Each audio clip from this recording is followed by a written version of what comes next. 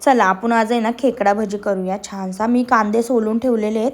त्याचा हा मधला भाग आहे ना व्यवस्थित काढून घ्यायचा आहे, कारण की ना आपल्याला जेव्हा खेकडा भजी करायची ना उभा चिरतो, त्यामुळे आहे ना आपण तो सुटसुटीत पाहिजे आपल्याला मेन. मग तो काढल्यानंतर आहे ना मस्त सगळे कांदा चिरलाय, बघू शकता त्याच्या व्यवस्थित पाकळ्या निघत आहेत. मग एका बाउलमध्ये आहे ना मी ते व्यवस्थित कांदा चिरला होता ना तो ठेवला. टाकल्यानंतर आहे ना त्याचा एक जीव केला मिक्स करून, बघू शकता त्याच्या म्हणजे सगळे वेगवेगळ्या पाकळ्या होत आहेत. मग त्याच्यात नॉर्मल आपल्याला मीठ आणि ओवा टाकून ठेवायचे.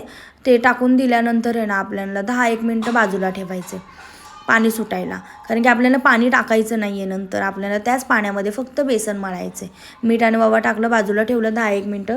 10 मिनटं झाल्यानंतर तुम्ही बघू शकता त्याला थोडंफार पाणी सुटलं.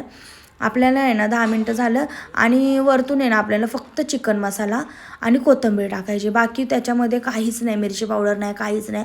तुम्ही नक्की हे तुम्ही एकदा ट्राय करा. आपल्याला जेवढं पाहिजे तेवढं वरतून थोडं बेसन टाकायचं. नॉर्मली काहीच आपल्याला गरज नाही आहे पाण्याचं, पाणी सुटत जातं त्याला. आणि जेवढं बेसन लागतं तेवढंच टाकायचं, जास्त नाही. आणि बघू शकता तुम्ही खेकडा भजी माझ्यासारखं एकदा तुम्ही ट्राय करा. आणि कलर पण एवढा सुंदर झाला आहे, खायला तर दुप्पट टेस्ट लागलं. नक्की एकदा करून बघा. व्हिडिओ आवडला असेल तर लाईक, शेअर, फॉलो. बाय.